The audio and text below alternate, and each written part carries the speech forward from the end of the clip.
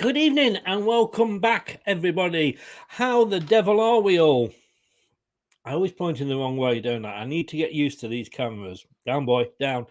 Welcome along. It is question time. And we are going to be carrying off where we kind of finished in the show earlier. Remember, it is your show. We talk about whatever questions you put into the chat. We will discuss them. But we're going to start, as you know, we always start you off with a question. And that one is going to be, whose corner are you in? It's going to get interesting. This is Leicester LTIDtv. Thank you very much for joining us.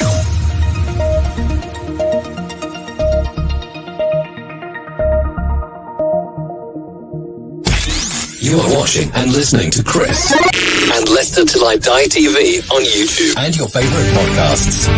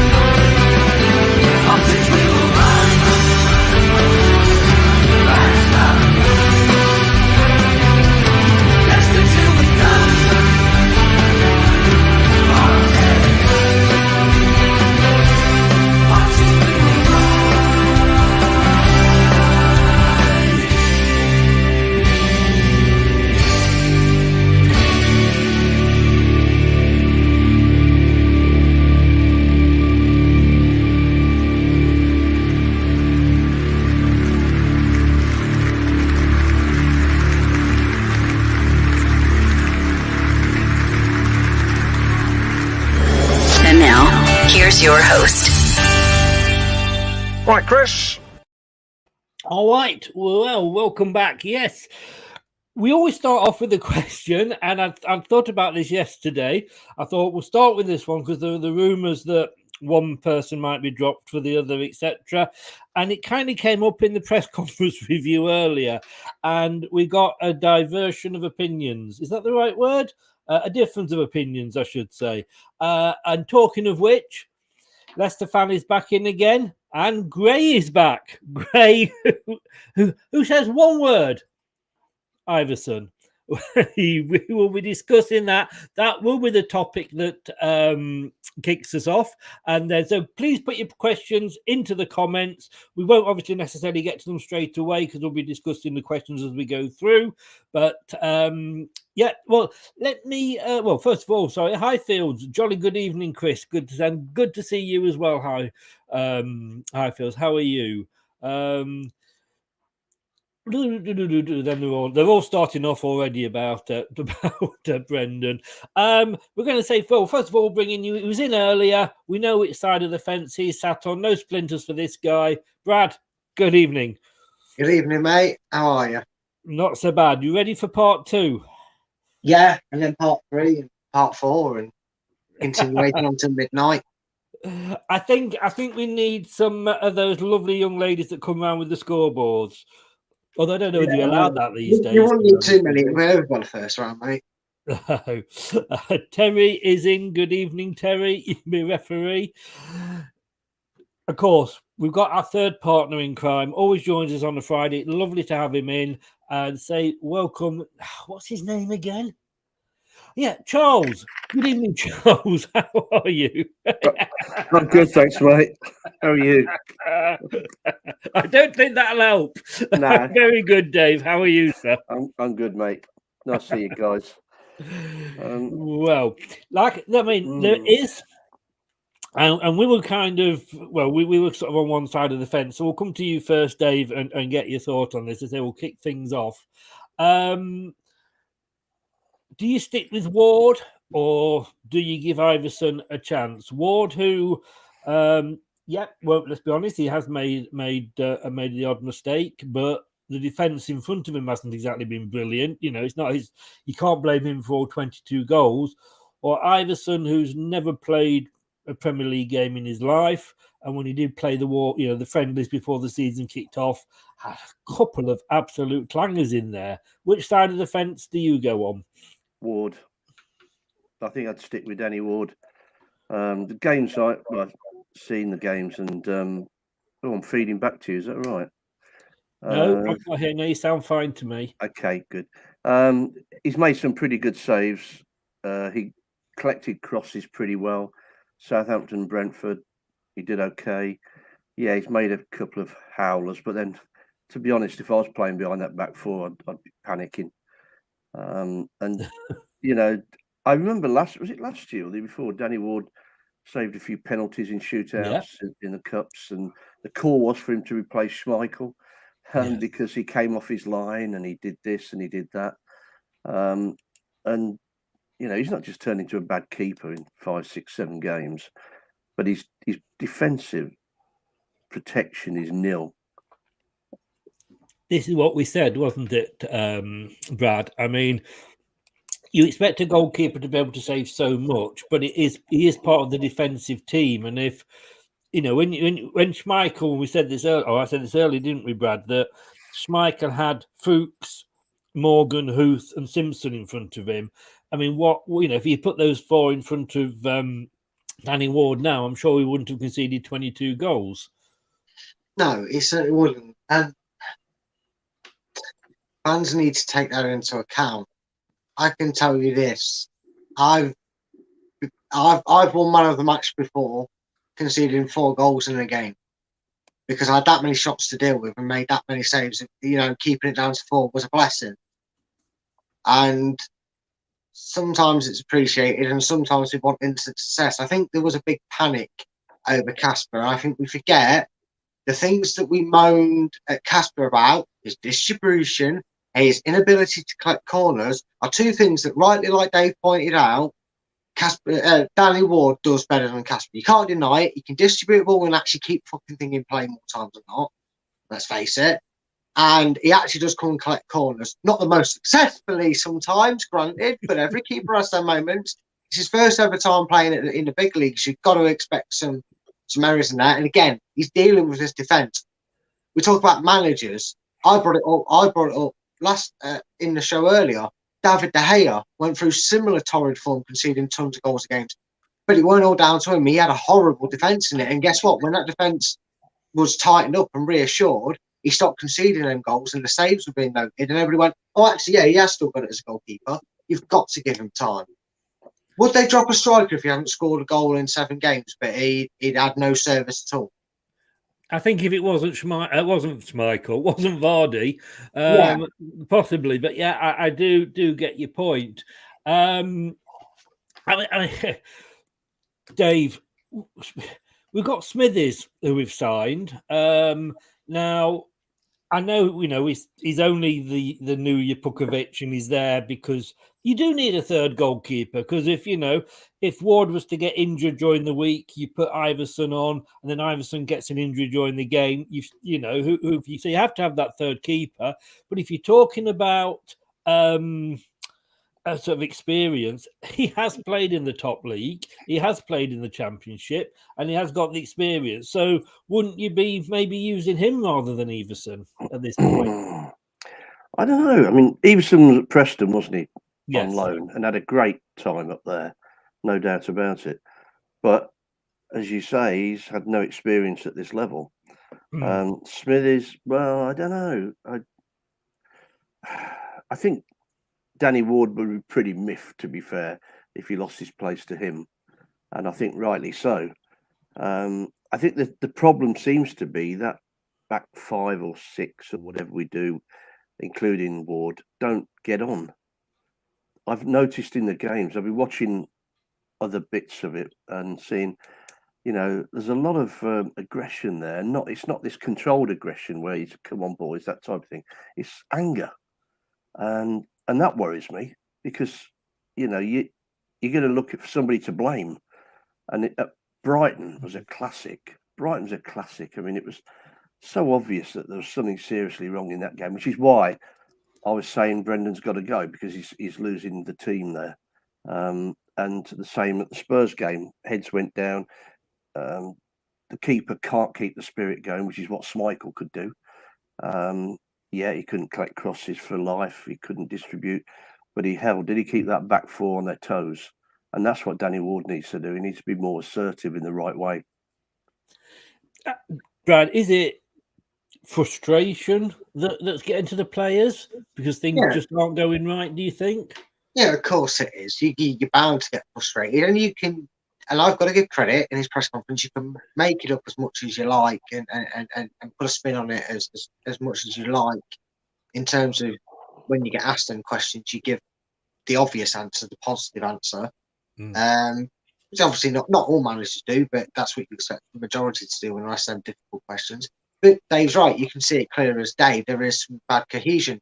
The thing is, when it's like this, it shows you the different contrast in football, because if, say, Leicester had won 4 out of them 6 and were where people were expecting us to be, and Danny Ward was the best thing since sliced bread, and things were better, then when the mistake was made and Ward's giving, barking at Ndidi, the positive attitude gives you a better response. It's not seen as criticism. You're not getting any space. You're under stress. They know the pressure they're under. They're not stupid. They know the situation. They know Leicester are 20th. They know they've got 1 point on the board, and that doesn't help the situation. In reality, that's what we're clinging on to. We're just clinging on to things just click Monday night, because that's where we're at the moment, whether we like to face it or not. The entire squad. This isn't a goalkeeper issue. This is a club issue right now. And any club, I don't care how good you are, in a crisis like this, they've got to get their heads together, and that's Brendan's job, and that's why we sit where we sit on the Brendan situation as well. I mean, I did just say to Gray there. So, what's your argument for Everson in? And I do sometimes think this is it. Give him the chance. We are playing Lowly Forest. Lowly Forest have won a game. We haven't, so they're not as low as us. But Dave, you can't just say, well, because he's not playing well, we're going to, we'll stick somebody in. If that somebody hasn't really necessarily going to improve the person that he's replacing. No, because I think you've got to consider the other reasons. I mean, I haven't seen Ndidi have a decent game. I can't. I still go back to what the hell are they doing with midfielders in the back four. I just can't get that at all when we've got 2 defenders.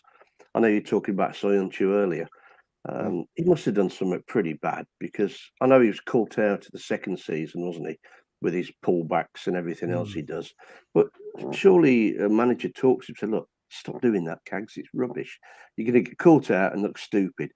If in doubt, hoof it. Let's get away from this, tippy-tappy stuff. Let's hoof it if you're in trouble. And let's get your confidence back. So you've got to look at those. You've got to look at the fullbacks who, in my view, get the ball and then only go one way, and that's backwards. We're not, apart from Thomas, so I think you had a pop out the other week. Thomas seemed to be the only one. I mean, he made some terrible defensive errors, but the only one going forward.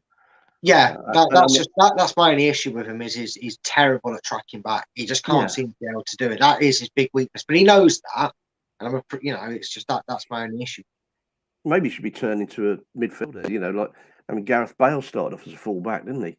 There's no reason why he can't. He can show the qualities. And if he's one of them that can't do the tracking back, put him on the right wing.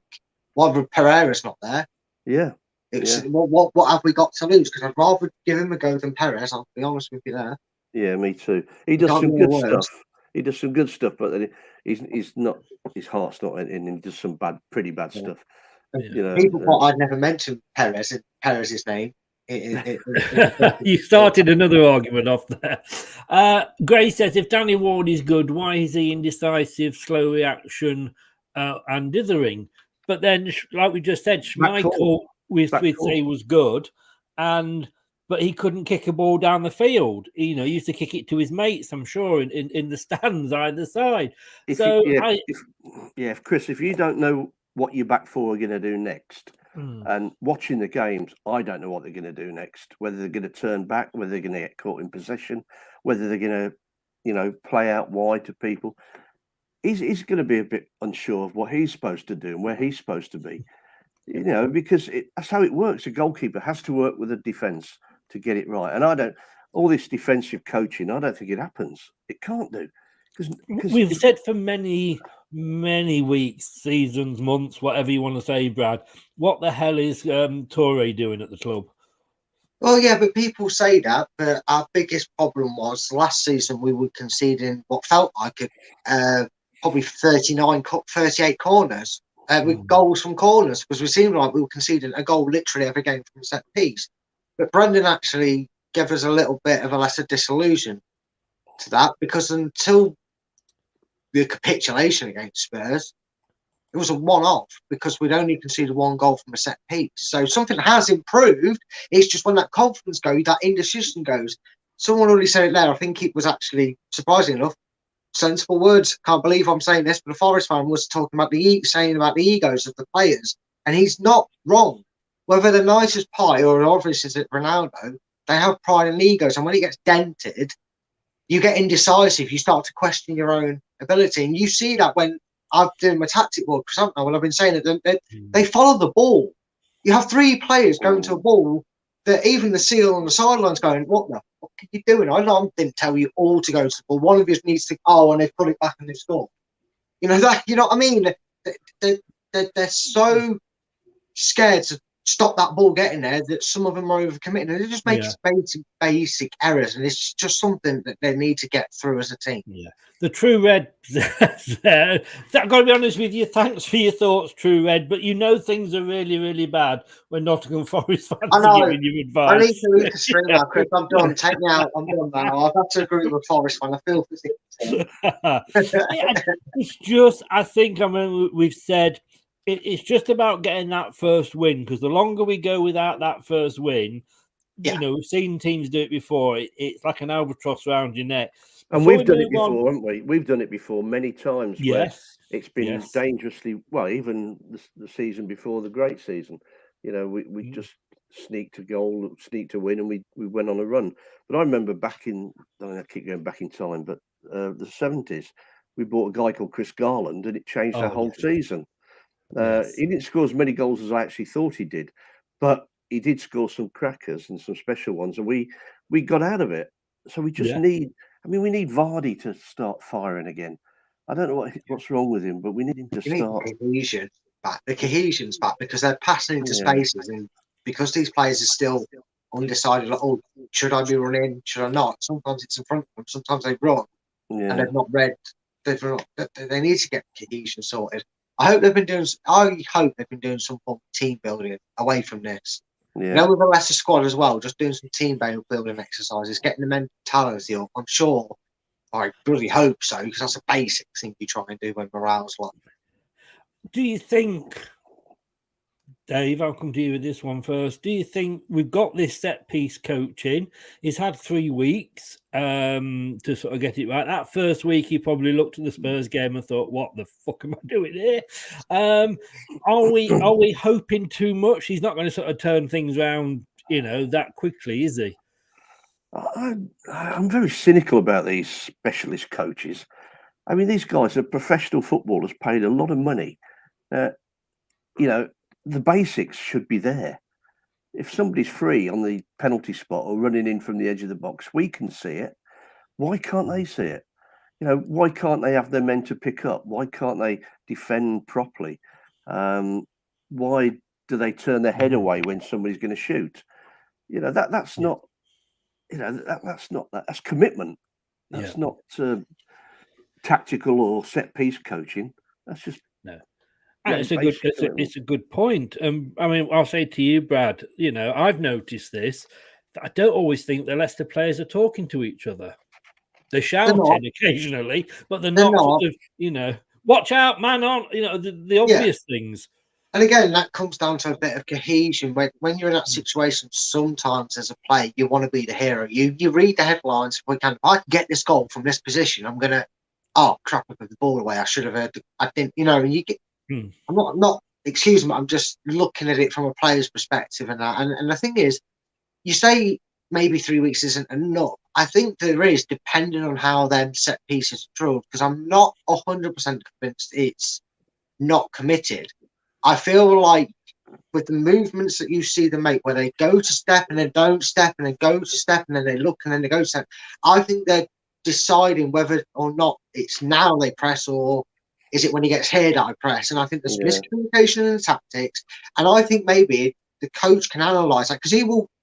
It depends on the personality of the coach. Is he the one that sat there for the first week of training and just sat back and watched it and analysed it so he can get his data or see it with his own two eyes? Because if he's that sort of one, he might notice something and go, Brendan, you need to get your lads stepping up if you want to get that ball forward.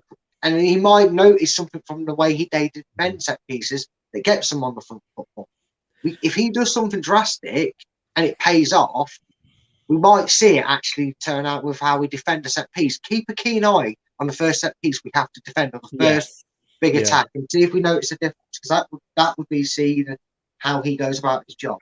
You've also noticed the back four don't watch each other. Johnny Evans in a couple of the games I've seen was trying to push them up, and you've got the two full backs not even looking. You know, and that's the golden rule, isn't it? You keep your eye. Not only is he the and that tells me that's instructions to the younger lads. Don't want to focus on anything what's been told. I've got to stick to the bar and push forward. If they're drilled into that, maybe he wants to break that mentality from the group, and he can pick that out a bit. Just give them more freedom. But it's pretty basic, Brad, though, isn't it? Eh? Yeah, of course it is. But sometimes you worrying don't want to right in front of your eyes. No, it is. It is definitely the worrying bit. Last point before we move on to a different topic, thank God. Joking. But I'll ask it you both, but I'll come to you first, Dave. We had this under 12, this laborious, horrible passing the ball about, backwards across the field, crab-like play. Brendan came in and suddenly got us playing exciting again. But where has that exciting play gone? Because he's now taken, I think, steps back, and we're now playing back how Prell had us playing. Why hasn't he got us playing the exciting football again? He got the best out of Vardy, because Vardy wasn't scoring when he took over, and he got Vardy scoring again. I think there's two issues there. One, that nobody's moving. You see somebody that's got the ball, like Johnny Evans, say, and nobody's moving for him or showing for him. So he's got nowhere to go. So he goes sideways. And then one of the full-backs looks up. There's nobody going down the line. Barnes is sort of dithering around midfield. So it goes back to Evans, and then it goes back to the keeper, and then it comes back. And that's the reason, because nobody wants to lose the ball because the crowd will get on their back. So if you're constantly booting the ball for Vardy up front, then hello. It's his usual around now internet problems with Brad. So he'll be back. He'll be back. Didn't take me long to get rid of him, did it? What did you say? Yeah. So the problem is that they're lacking confidence. They don't want to lose the ball because they will be crucified if they keep giving the ball away. And giving the ball away, you've heard the crowd when it goes up the front and straight back. Yet the alternative is to pass it around at the back. I think Johnny Evans is probably in the top 5 for the number of passes made. And they're not good ones. I mean, he tries. He actually does try to play it wide and deep at times. But nobody else will, because they'll give it away. And if they give it away, either the manager or the crowd will give them stick. And there's nobody in midfield. Madison, I've seen out of position so many times. Yeah, he's the main man. He should be looking for the ball all the time in that middle, and then he should be laying it off as he does when he does it well. And Vardy should be looking to work with him, which he used to do, because they know what they're doing between them. But it's just not happening. Tielemans, I mean, you can't say he's not trying, but he has played a couple of games where he's found that through ball. But he's not the man he was. I mean, John says there he's just subbed Tielemans and Madison into his dream team. Madison, yes. Tielemans, I wouldn't have him play. Well, in fact, when we picked the team last night, I'd actually dropped him, and I think he should be given time off as well. But he does give you 100% though, Chris, which I would question some of the others. Well, I mean, I think Pratt hasn't I- been given the chance, I don't think, has he, really? no, he hasn't. No, You know. but I wouldn't. Well, there's a few that haven't been given a chance, and when you're losing games like that, you have to give them a chance. So I'm trying to I've tried to block him, but it's not working. You know. Yeah, we'll do that. There we go. That's blocked him. Oh, I love it. God, that's scary, isn't it? Elton Wellesby, eh? Brad, this point to you. You've hopefully sorted your internet problem out, but I just feel like I say that everything that Brendan did right when he came in, he's taken a stepping back because there isn't that exciting football anymore. We said the other night about getting the crowd growing, but the crowd have got to have something to get going about, and we had that when he first came in. We don't have that now. Yeah, the problem is, and this is probably what separates Brendan from being a good manager, because you can say what you like about the style of play and where we are now. He has brought us success. There's no denying that. He's brought success at Celtic beforehand, so he is a good manager when things go well. The problem is Leicester's next step is probably to start taking after the bigger teams, and that is having a plan B that they can use, almost like an away kit. Use it when needed, but they're very good at it. The problem is, clearly, they can work on it as much as they like on the training ground. They just can't seem to get to grips with it. And that's this: pass it sideways, build it through the middle, patient, and then pass it into the net almost. And whether Brendan obviously either needs to make a decision. It's either admit defeat, see Leicester go all out attack one day and go for it and play with freedom, like we have seen on Brendan, and comes up with a plan B, or he hopes stubbornness pays off. And that's what I said will eventually get him sacked. So going off that basis, I think it's going to be another frustrating afternoon for us, unless he does what I first suggested. Well, we can draw the line there on the goalkeeper front, and we can move on. We'll do another question. We've got a few up in the chat, but yeah, I just put it up there. So let me just put this up again. Stan Boardman and Elton Wellesby coming to the channel. We're going to be having a Scouse evening there. Elton Wellesby, a big Everton fan. Stan Boardman, for those of you that remember him, a big German fan. He wasn't a German fan, that was a thing. A big Liverpool fan. And I did play a clip the other day of his famous German interview with Des O'Connor, and I was warned by YouTube that Fremantle TV said take it down, despite Stan Boardman saying I could use it. But there we go. But they are coming up, and no doubt for anybody that doesn't know his German, I'm sure he will tell it on the evening. Because having said that, it will be a pre-record. Not that I don't trust Stan at all. But I'm doing it as a pre-record just in case. So nice choice. Yeah, I think so. Right, this was on. Terry posted this earlier. Although it will not happen, what are the panel's opinions on if players were put on a low wage to beat FFP and to encourage performance and top up with big win bonuses? The only thing that I personally can't see any player agreeing to take a drop in his basic wage to bring that in. Dave, to you first with that one. No, I think it's the way it always used to be done. Win bonuses were big things, and it worked. I'm guessing there's still win bonuses in the contracts. Well, there are, but there's big contracts as well. That's the problem. So if you're picking up £100 a week or whatever ridiculous amount it is, are you really going to go for it? You kiss the badge, do what you like just to show, but you're really going to go for it.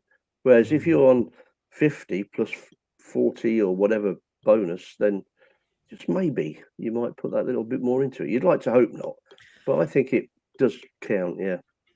But then, Brad, we're going to these players when we start. Well, I don't think anybody that's on a contract now will not agree to to take a step backwards. And if the contract's up for renewal, they're not going to re-sign on a lesser contract unless you may be like a Perez that doesn't, isn't going to move anywhere else. But if we're not offering those sort of wages, we're not getting the players. It's as simple as that, isn't it?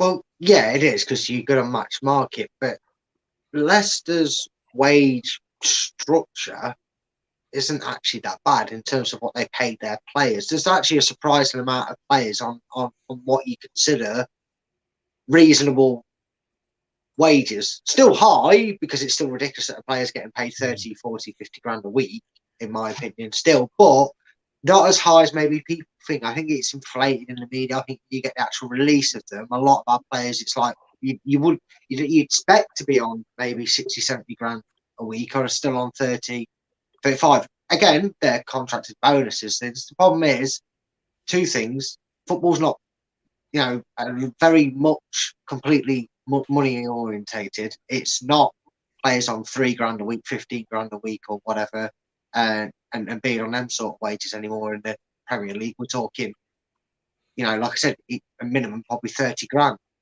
to some. So that's changed as well.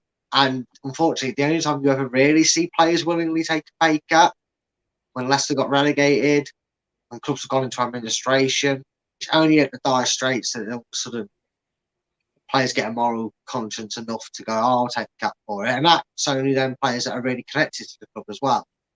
With some players will go, oh, I'm off in a bit. Yeah, yeah. They'll Good. go a bonus and move out front. I suppose, Brad, you can understand that, can't you? Because you look what's happening. Kante at Chelsea, he's knocking on a bit now. He's the last year of his contract. He's getting injuries. Chelsea ain't going to offer him a new contract. Yet, the things he's done for that club? There's no loyalty the other side either. Yeah, there is that. Yeah, you've always got that, but then you could say, well, Kante's done what he's been paid for.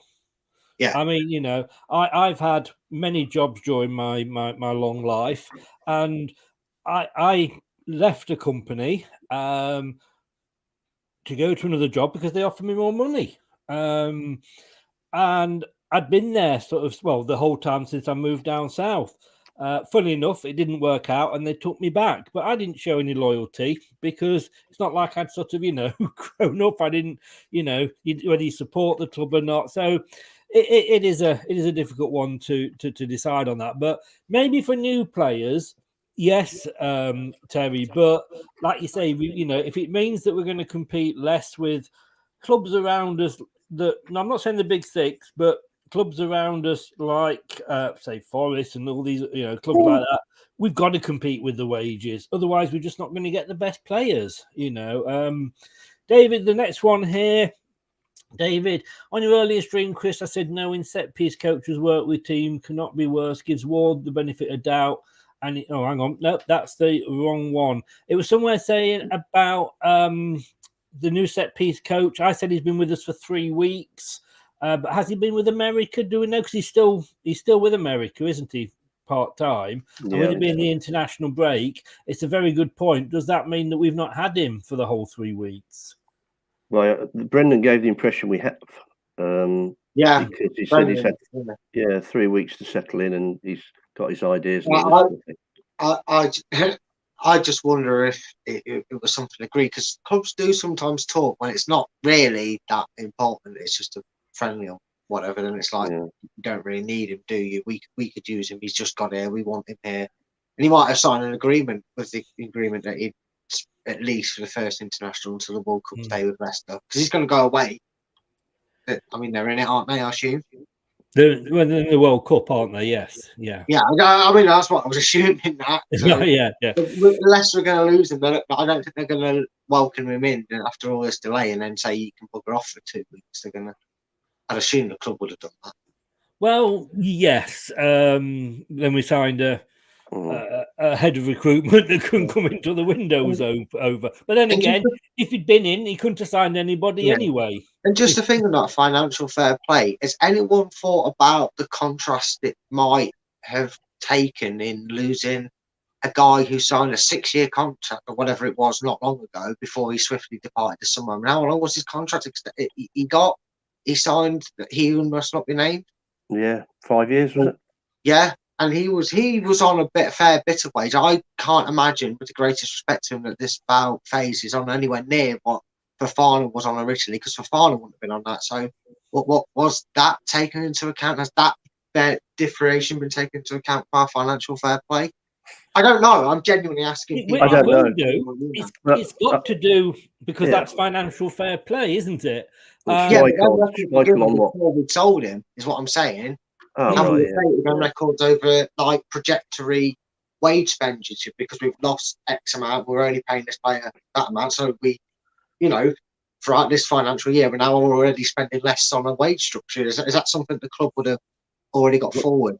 Well, I don't know, because they weren't guaranteed in selling him. They didn't want him to go. No, but that's what I mean. Is the reference taken in the wage structure with him there? I think we have to, with the FFP, we must remember this, that we are now on the watch list of FIFA, and FIFA's FFP is a lot more stringent than the Premier League is, whatever we say it is, and we only just got away with not breaking the rules last time we were in Europe because of COVID. You allowed so much COVID freedom, if you like, that we weren't getting the money in. And it's like the Premier League. We are actually, by buying the ladies team, that gave us a little bit of a gap with the Premier League fair play. So we do have to watch this. But that's what I mean. I wonder if now that's been taken into account, right? Maybe ease the issue a bit. How would it be if we'd gone out and bought a load of players in the summer? Yeah, exactly. And then we qualified for Europe. Leeds United. Sorry, you can't come in. Yeah. And we know Man City would get away with it. We know us and West Ham wouldn't, But actually, the American national team actually played Japan last weekend. It was the Kirin Challenge Cup. Yeah, not what I was going to call it, but Japan beat them 2-0. So if he wasn't there, maybe they did need him. But, wow. Yeah, it was Scott that said that. The question about if he was there, I'm concerned. Mind you, they've trained well, haven't they, this last couple of weeks, apparently? Yes, yeah. Been training well all season, mate. I know. Matty asked, question to you guys again, Dave first, and then we'll come to Brad. James Maddison has been made our top target as a Newcastle fan, Matty, for January, according to the Athletic. Can you guys see this happening, or is it just more paper stroke agent talk? Well, in his body language, I think he cares a lot about the club. I don't think he's one of these guys who pretends he cares. I think he does. I don't think it'll get him in the England team by going to Newcastle. That's my opinion, that's all.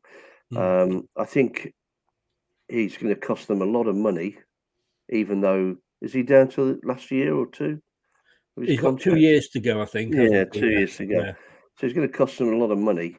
I don't think so. I don't think it'll happen.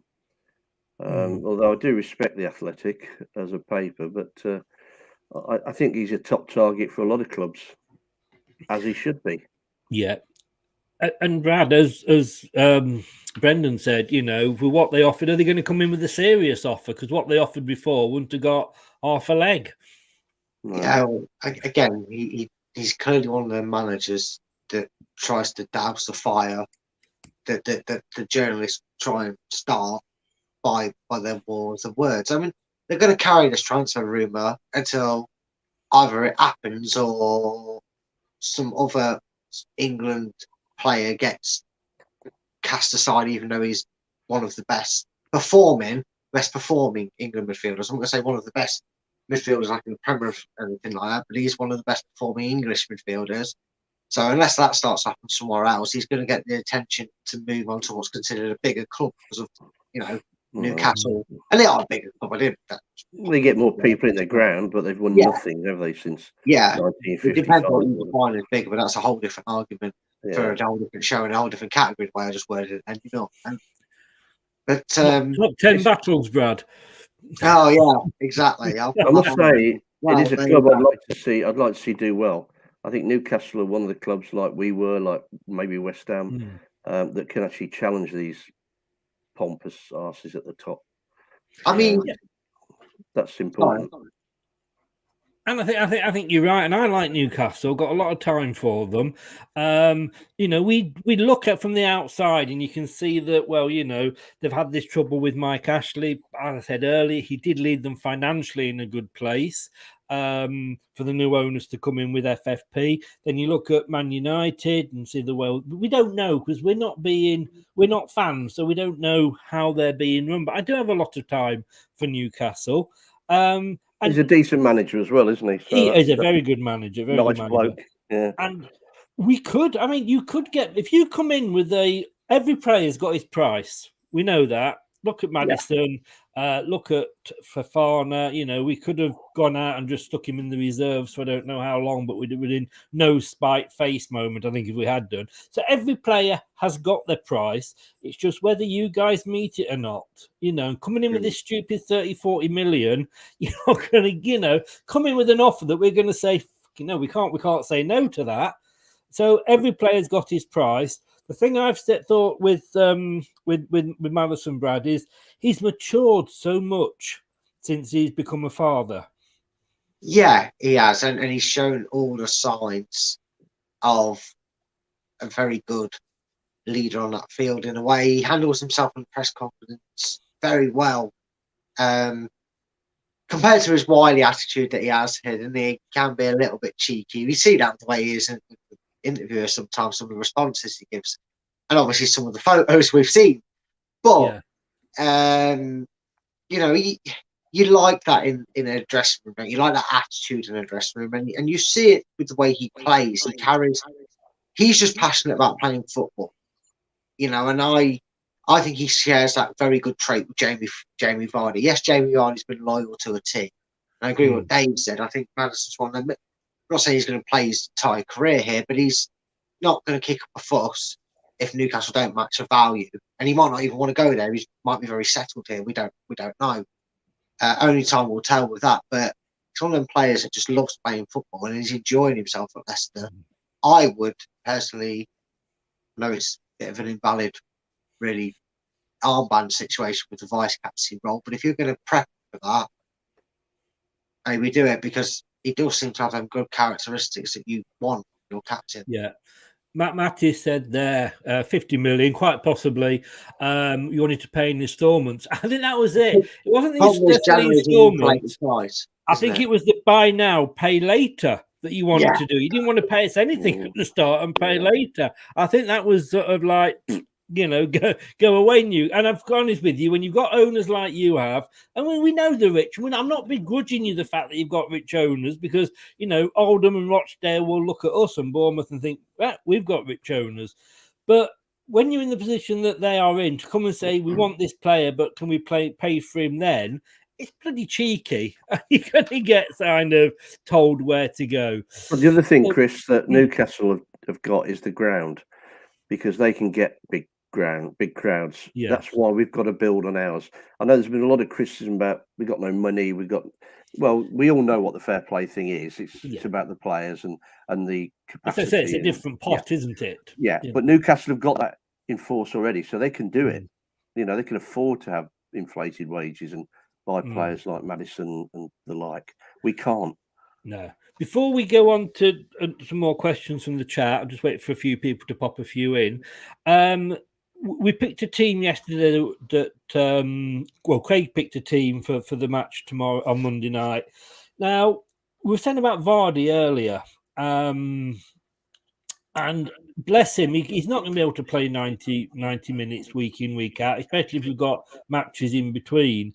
But I think we've got to have Inacho in there to create that link between midfield and whoever is up front. And I like to up front as well. But I think Inacho, I don't know why he's not in the team. He should be there, and he does great in that role. Would you play him? Come to you again first, David. Would you play him with Vardy to start, with Daka coming on, or Daka to start with maybe Vardy coming on for the last 20? I'd start with Vardy every time. Those two have proven they can play together, and they've scored goals together. And Inacho was the top scorer, wasn't he? When he and Vardy were up front. Because Vardy can now provide. He can provide goals as well now, Vardy. So I think there'd be a no-brainer for me. I mean, Daka's going to be brilliant in the future, but he's still not got it.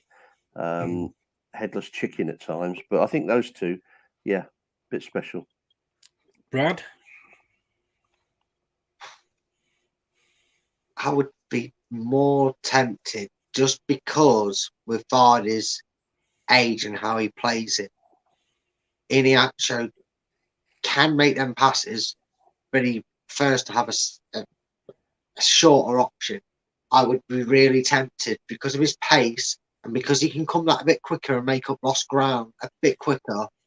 I would go with that. I would go with Daka and Nacho. I'd like to see them two start because they've got to start building a bond at some point. Because whether we like to admit it or not, Vardy is going to become an impact sub, and you can't keep holding on to what he's capable of. In fact, some players get an extra season out of themselves by agreeing to be that impact sub. Vardy can still score 15 goals this season, and he can do it by starting your game here and there, but predominantly coming on as that impact sub against a lack of defence. It gives him that, it balances out the yards difference he's got to compensate for his age. That's what all them strikers at age want. No, I agree.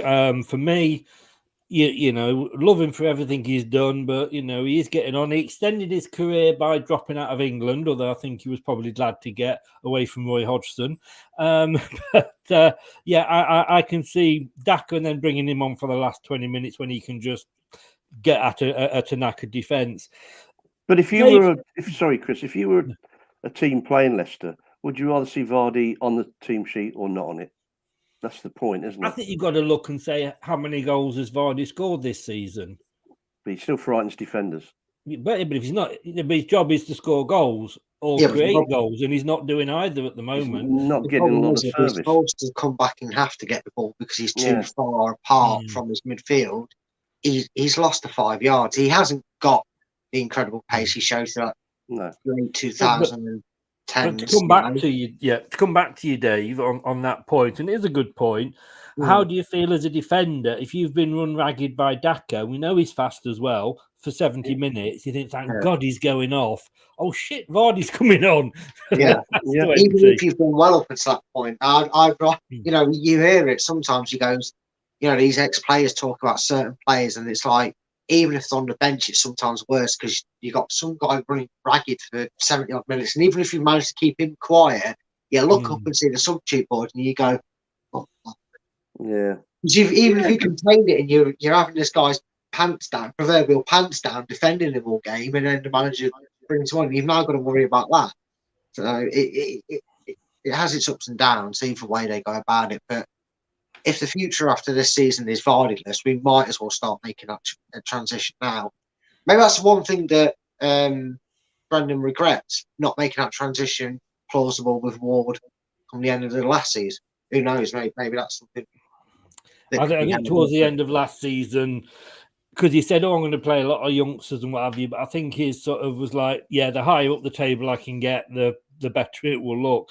Going to come, like I say, onto the chat in 1 second, but most underrated player for us, for me, it is Iheanacho, because I think when he does come on, do you think, to me, he does make the difference. As soon as he came on, forget what game it was, Arsenal, I think. As soon as he came on against Arsenal, he set a goal up for Maddison.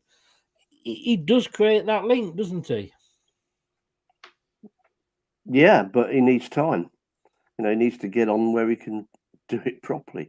You know, we're not very good at substitutes, as we've talked about before. But should he not be starting, do you think? Should we not have the two up? Is he like very underrated? He should start with Vardy. Brad, is he the most underrated player we've got? It's a tough one because he's certainly not underrated by the fans. That one season turned a lot of fans' heads to see, all right, this is what this kid can do. I was excited when we signed him originally for 25 million. Even when originally had buyback, that actually had me concerned. I know people laughed and joked because he didn't do much in his first seasons, but we kind of hoped when he had that season that it was going all a ploy, and that's all we wanted was to get rid of the buyback clause so we could unleash him onto the Premier League. And it's not quite turned out that way, despite his promising show. But underrated. Yeah, Is he a Suppose you striker? could- I know he scores goals. Is he a striker? I mean, you've said He's- that he's he- good at collecting he's- the ball short, isn't he? And moving it about. He's playing the Okazaki role. He's Yeah. like a deep lane forward. It's called. Yeah. It's in between a false nine and that. So you sit, just on the edge of the D. That's why he's always there taking the ball either on his chest or trying to flick it on for Vardy or Daka to run onto or a midfielder. So it'd be nice to play all three of them, wouldn't it? Yeah, unfortunately, if he does that, he's shoving Daka out as a right winger, mate, and I don't want that. I don't want another Musa scenario. I don't think any of them. Exactly. I think Musa was one of the biggest losses to us. Because he is a talent. We've seen it with his finishes. He knows how to be cool under pressure in a one-on-one. And he's just not a sole striker. He's not a one-up-front sort of striker. Matty, I absolutely love your question, and I think Brad's going to love it when we get to it. But just working our way down here, Gray, not a question, but just a comment. Vardy has Apparently been red hot in training. Do you think he will start for Forest? Well, I don't know. Forest signed him. Breaking news. They've all trained well. Genuine question from Scott here, though. How many players are due to leave the end of this season? I don't know how many at the end of this season. I know there's a lot in the last 2 years. I think there's about 3 at the end of this season. Perez being one of them. And I suppose, David, it depends on what sort of season we have. Well, I kind of hoped that we'd have a great start to the season and then Tielemans would sign a 3-year contract and then, all settle down and it'll be fine. I still think he's got the commitment. I think he's been very professional about it. He's not come out and said comments, has he, that I know of anyway, that he wants to go to Arsenal or anything like that. So who knows? I think, I don't know. I'm not sure making Johnny Evans captain was a good idea on reflection. I would have done so at the time, but looking back, I'm not so sure. I think he's starting to whinge a lot in that back four, and I suppose you can't blame him. No. And he seems to have his head down. So, I don't know who's there to pick him up, because with the team that you talked about, team earlier, brother, you mentioned the back four, they picked each other up. I mean, Wes Morgan said that it was Huth that was on his back all the time. Yeah. But in response to the question, Brad, I mean, do you think the problem is going to be is who we can offload? Because we've seen in this window, nobody particularly wants a lot of the players that we want to leave. That's going to be in there as well. The choice of who we can actually physically get rid of. What do we do with those players? I mean, do we let the contracts run down? And as with, Slimani, we lost 30 million. We can't afford to keep losing these millions on players, but then at least we're saving on the wages. What? The problem is, Tielemans aside, I don't think there's anybody else on that list that we're overly bothered about. I think Vestergaard's one of them. This season, yes. Yeah. Maddison's 2 seasons away, isn't he? Yeah, I didn't say Maddison, so that's my point. The point is, what are the other names on the list? You've got Tielemans, we've got Perez, and I'm sorry, I had to laugh because it's the only time I've ever screamed Perez in anger that Dan didn't say that quiz. Right, I watched it back, mate, and I can't believe I've never said his name in vain that much in wanting him to say it in all my life. But anyway, Vestergaard's got a year. I'm guessing Mendy's got a year this year, maybe. Yeah, I think he has. Yeah, I'm not already. That's 2 players. I'm not really fussed about if we lose. With the greatest respect, I'm not saying they're not capable at a certain level of the Premier League, but my opinions on Perez, and Samore's impressed me more than Mendy did, and we have still got Indeed.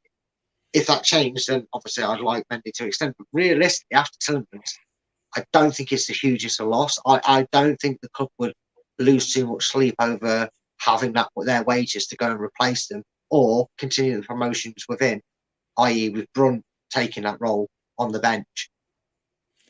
Yeah. Pete Scott was one that made the point about youth. This is the best way to integrate them. give their spots to youth and say sayonara to somebody when their contract runs out. Yeah. With the greatest respect. David, do you think we should focus on Premier League and ignore all the competitions by playing second string or under 21? If we get lucky and win, we could always roll in our first 12 when it matters. I think we kind of do that anyway, don't we? Not sure about the FA Cup, but certainly, the League Cup or whatever it's called now. But and I think the problem is, as you saw in the first round, our second string ain't good enough at the moment. Yeah. I was going to say that. I was, and Arsene Wenger used to do this, I believe, at Arsenal. If you are playing, the B team, for want of a better phrase, gets you to a certain level, to then turn around and say, right, get on out of it, I'm bringing the big boys in now. That's going to piss you off a little bit and hit morale, isn't it? Well, I think, didn't Wenger play them all the way through to the final? The youngsters. Well, no, I'm not sure. I'm not. Yeah. I think he did. Yeah, and they were brilliant. I don't think we get that far with that team. No. Seriously, I don't. I mean, I fear for them. I hope I'm wrong, but I couldn't see anything to inspire me in that League Cup game. Brad? The problem is when it's bad, isn't it? We saw that. It was very bad, in fairness, considering the opposition we played and where they are and what league they play in.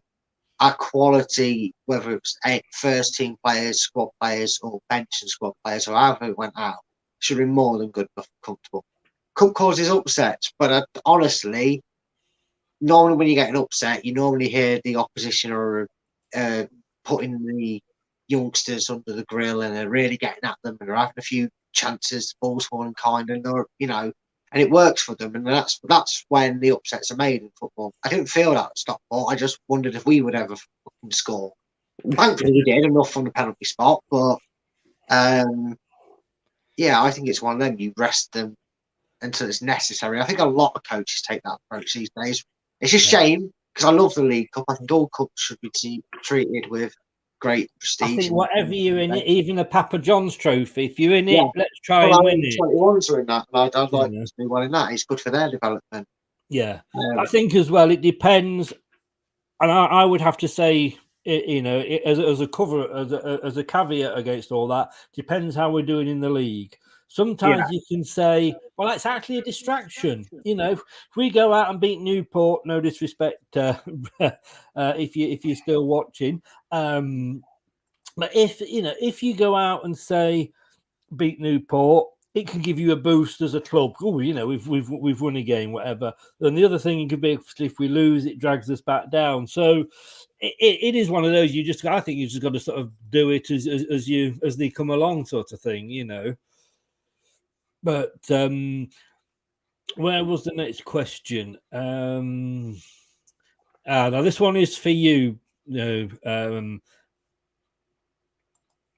start this one with Brad.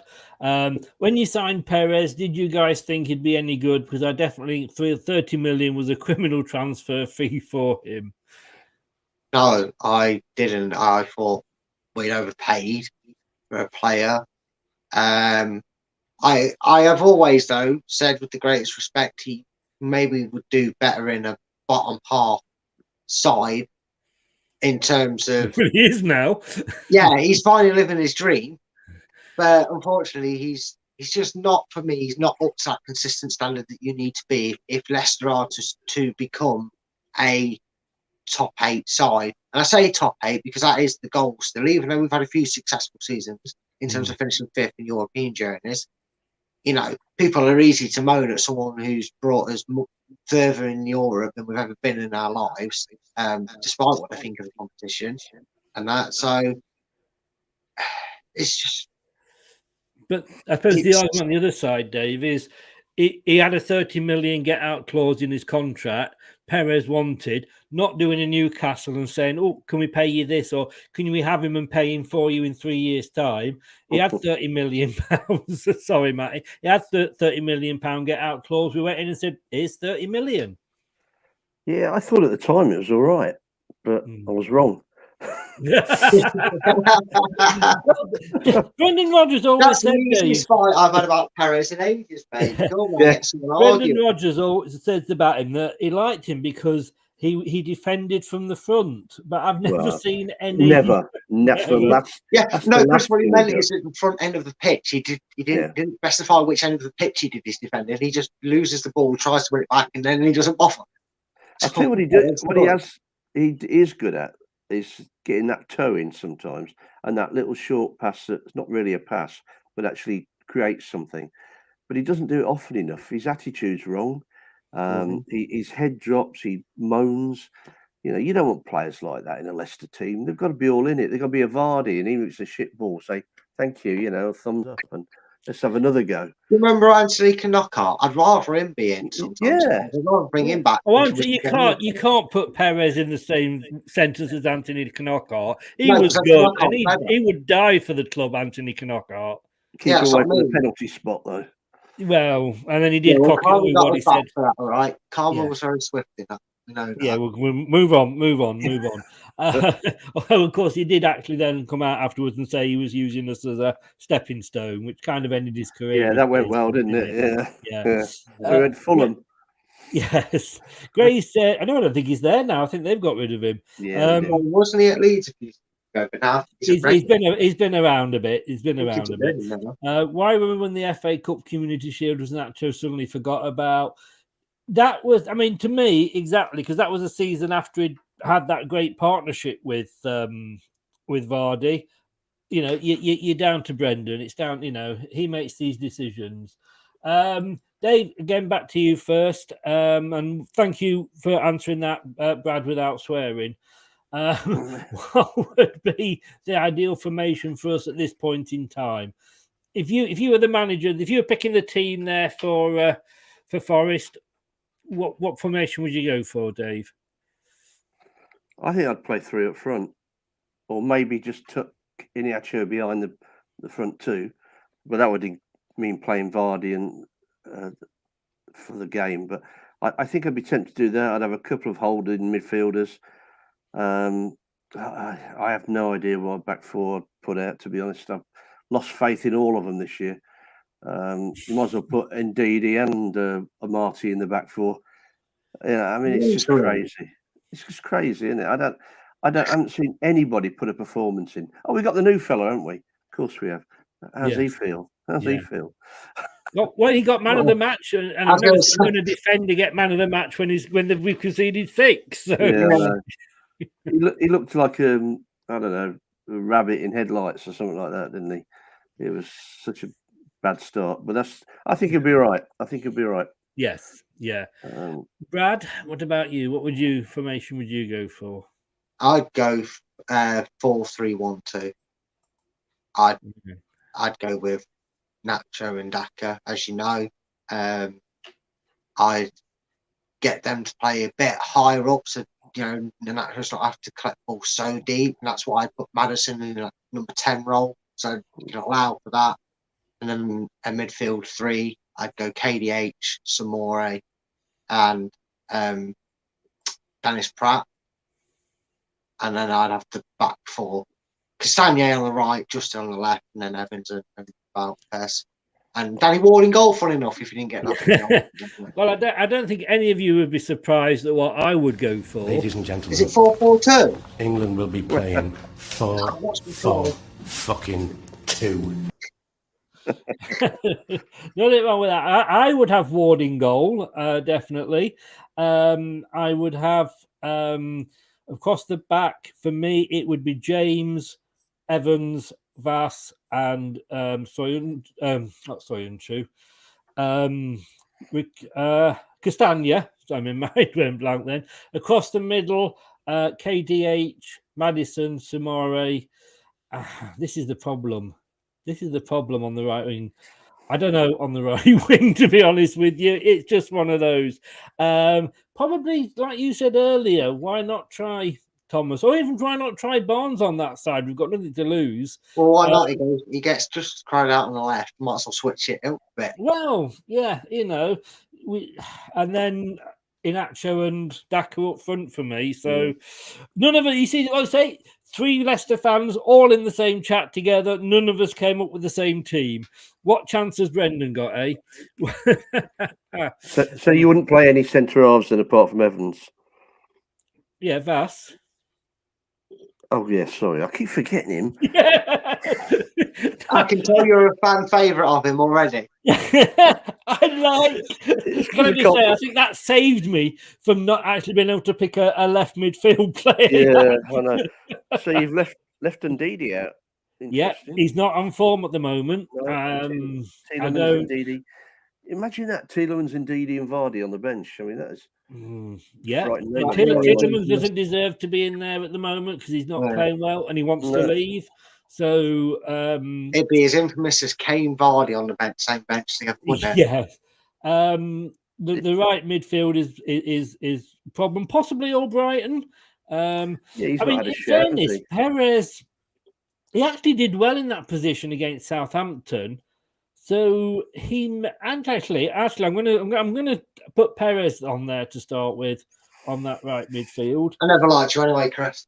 I know you didn't. I know you don't. But yeah, I'm going to put, because I forgot he did have a good game. But in fairness, I did have Mendy in. But as you pointed out, I'd forgotten about Samari last night. So yes, I would have Samari in place of Mendy. I But actually quite like Mendy.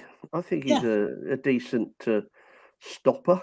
he in is. midfield. He is. And I would have liked him in, but I just think Samari's not done anything particularly wrong at the He's getting moment. better. And the thing Yeah. is, Brendan's paid money for him. That Mendy wasn't a Brendan signing, was it? Yeah. He's the remains of Ranieri. Right, let's just see if we've got another question. So just in the formation, Mike's just making the point. Vardy is past starting for me. I believe he's way more effective off the bench. I've got to agree with that. I don't think he's scored this season, has he? No. What? Sorry. Vardy's not even scored this season. No, he hasn't. No, he hasn't. And his goal drought usually comes in December. Well, Kane never starts until sort of 6-7 weeks in. Well, does this he? season he has, hasn't he, Chris? Well, yes. Yeah, well, he's played Leicester early. That's why. Well, yeah. I mean, Son had no goals. I thought he'd scored 6 before I realised no, he had 0 before he played us. Dave, again, let's get back to the questions. What do you think that Brendan why do you think that Brendan likes to play Barnes, even when honestly has been much too inconsistent and frustrating? Is it so important to our success that we keep him so we stretch defence wide? Before you answer, I'd just say for me with Barnes, I think he's never going to please everybody. I think he's a bit Marmite. Everybody said when we first got him back, oh, great player, Prel brought him back in, but he needs to have more efforts on goal. He needs to shoot more. So he was sort of shooting more, having more efforts on goal. And everybody was saying, oh, he's blue bloody greedy, him. He's never passing the ball. Fickle fans, like I always say. But what are your opinion on Barnes? Well, I like him going forward, but I just the place he's playing is for the left side midfield, isn't it? And he's a waste of time because he's not defending. He's leaving an exposed down that line, which unfortunately Thomas was the poor lad that suffered by it, Brighton. And I just think Barnes is in the wrong position. I mean, he plays like a winger, I suppose, but then he's got nowhere to go. If he gets the ball, he tries to go around the outside. They've caught that one. They've stopped that now. Cuts inside and he gets in the way of everybody else. So he's not really doing anything there, and he's certainly not tracking back, and that's why we give so many balls away in that final third and we lose goals. So you need somebody there who's going to track back. I quite like your idea of Dennis Pratt, to be honest. I mean, I think, you play him one side and then maybe you play Thomas a bit further forward on the left and give Thomas cover. I can remember watching a few games where you had Thomas, KDH, and Barnes, and at times they were like Brazil.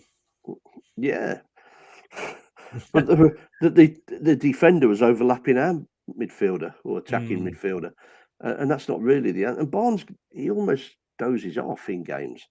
He seems to get lost a lot. I don't know whether he's not with it or he doesn't know what he's doing or he's been told to do something strange, but he just seems to drift off. He's always late reacting to the ball.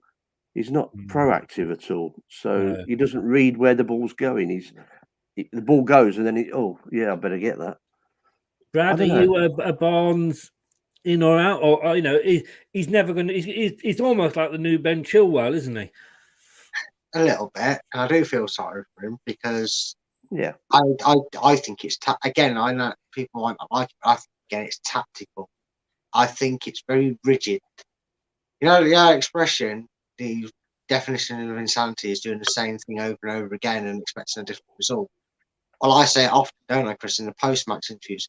We might as well if we wanted to change our name, we might as well change our name to Obvious FC because 99% of our wide play goes down the left.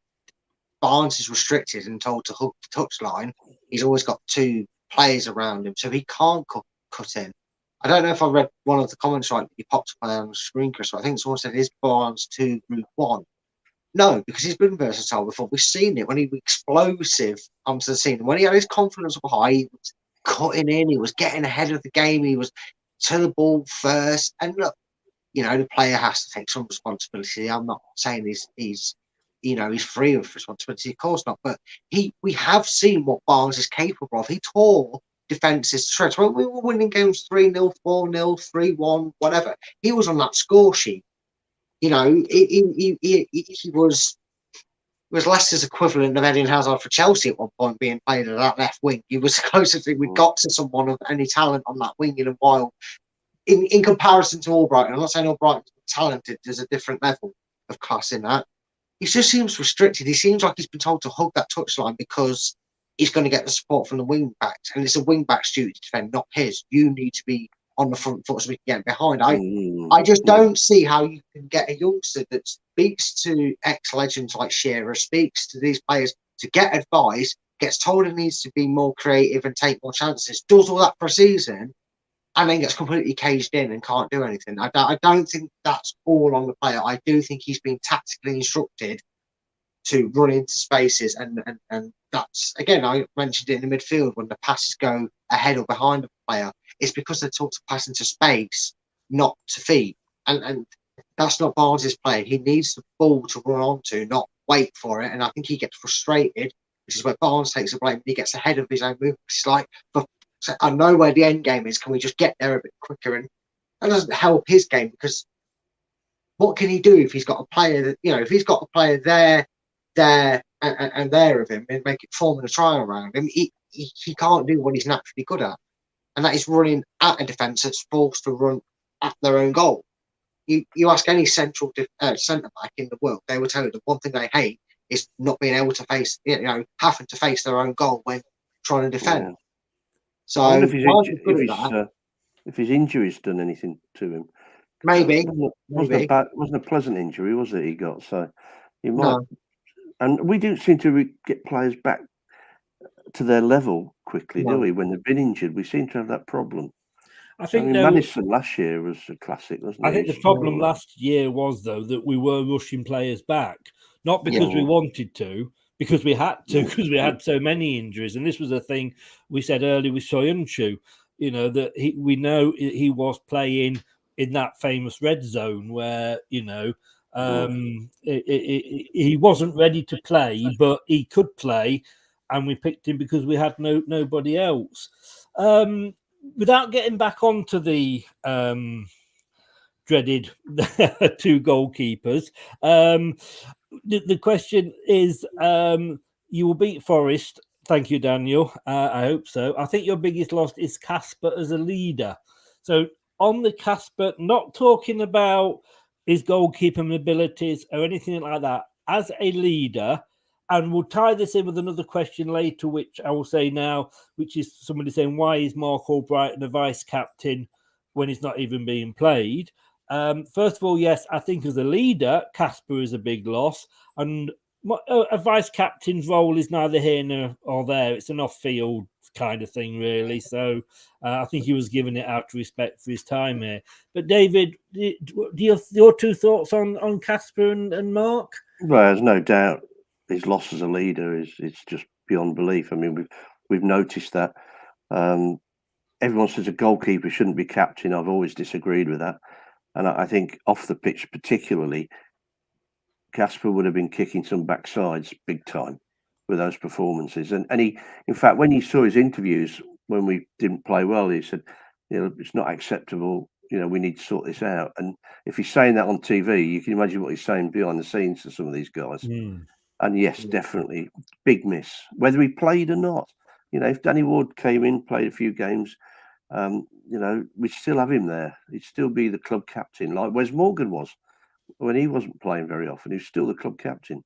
And I think that's a big loss, yeah. And Mark Albrighton as vice captain? Well, pointless. Yes. Really, it's like, you might as well, I don't know. I mean, I'd play him. I'd give him a chance because you're going to get 100%. We know what he's good at. Yeah. But at least give him a go. But to name him vice captain like that is almost an insult. Mm. But there you go.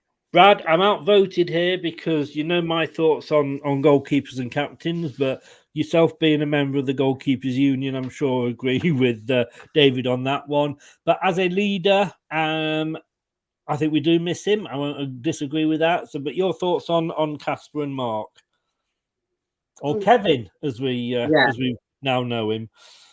Oh yeah, you're right. I mean, I've made many a case. The biggest case out there, well, two biggest case out there is Buffon and Iker Casillas, some of the most successful goalkeepers that have been captains for clubs when they've been there. We see it at a different level. We get the spread of the play, but the thing is, Casper's a unique a unique atmosphere in the dressing room. Not every players are like that. You look for that in a club, and they're very hard to find. They're like gold dust. But it's the same as it is at the opposite end of the pitch. We were always going to miss Casper. One way or another, we were always going to miss Casper. Whether it was his proudly get on with it, fist pumping attitude and laying out some more, barking some orders, and or whether it was his reflex saves, the way he would remind everybody, like whether he liked it or not, he took some traits after his dad, didn't he? The way he could spread himself in front of the goal and making some killer saves in his journey. We were always going to miss him. They're very hard to replace. And I know Dave sort of said he makes a regret. I don't regret Evans being captain. I think he's the sort of person that does that. He was captain, I think, pretty much everywhere he's been, I believe. He's captain everywhere that he's been at some point in his career. I think leadership's through and through and through. Problem with the vice captain armband is the only time it's of any beneficiary is if it's given to someone like KDH, because they're going to be the next captain when Evans takes over. Yes. Right now, as much as I love him, it's a sentimental reason, and that's the main reason vice captaincy is given. We don't know, but just because it isn't in your face, come on, you don't want to piss me off because you know what we're getting. You don't sometimes need that in the dressing room. Nobody knows how Mark Albrighton is in the dressing room, apart from the lads that he works with day in, day out. And he might be that calm head that sometimes they need, when they need reassurance or when they need somebody who goes, come on, lads, we've been here before. I've been here for years. We've seen what this club's gone through. Sometimes it makes it a bit more to the players, and he can do that. Sometimes that's what you need from a vice captaincy. That might be what we're not seeing that goes on behind closed doors. I mean, I can tell you for one, working at the club there, I've seen Casper in a bad mood, so I understand how much of a influential speaker and why you would definitely listen to what he's telling you at times is going to be missed. But like Vardy is a striker, we're not going to replace them. They're very difficult to find. If we get anywhere near that level of captaincy back at this club and leadership in the club, we'll be very blessed. Yeah. All I can say is I will just leave with this one.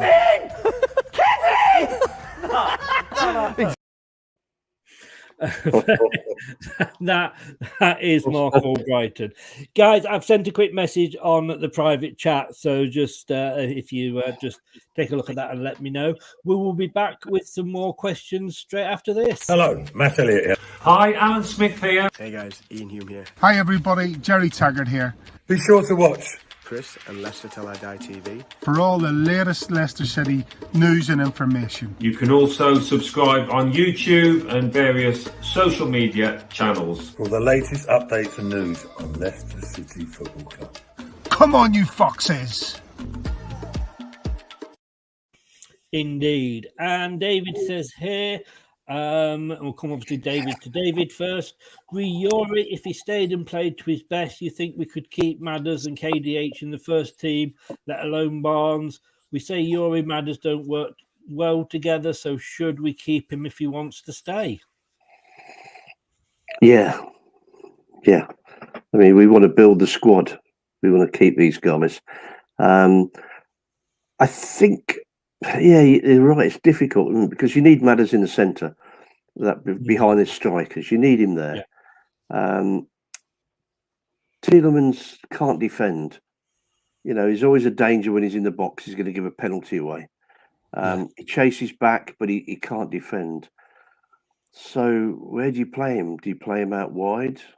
You can't. It's true. You can't play them both. It is, and I think sometimes this is a problem that you can have too many good players. I mean, they always used to say this about Lampard and Gerrard, didn't they, for England? Yeah. Oh, the great player, but they can't play together.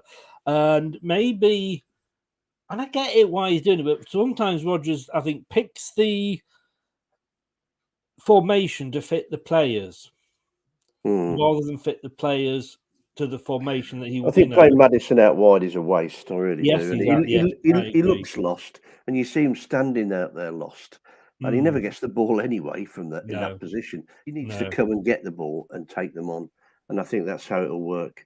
But no, I don't think. I think it is a problem having those two together, Tielemans and Maddison. Yeah. What do you think, Brad?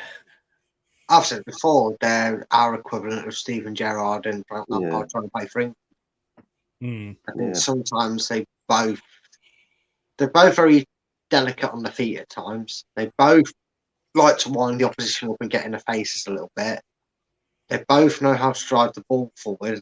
And sometimes when you've got two very similar players with the same passion on it, they can get in each other's way. And I think we've seen that a few times where they've been too close to each other or not in the right position, and the other one takes a shot out of frustration, knowing he's got the ability to find the top corner, and unfortunately they're making people in Rose Ed put their head in their hands because the ball's coming at them mainly. But I'll say though, Brad, Madders disappears out wide and is isolated when that happens, doesn't he? So he doesn't know what he's supposed to do.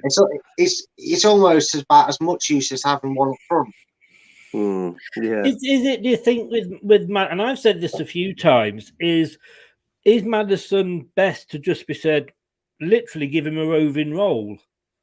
Certain players, and I think if you look back, the likes of Hoddle, Gascoigne, sometimes just let them go out and maybe run all over the pitch because they can do so much damage and they're so good on the ball. Do we give him a free rein? Yeah, you got Letizia as well to add to that lot, haven't you? Yeah, exactly. Yeah, I mean, definitely. If anybody should have a free role, it's him because, as you say, he can damage people, he can hurt people with one pass.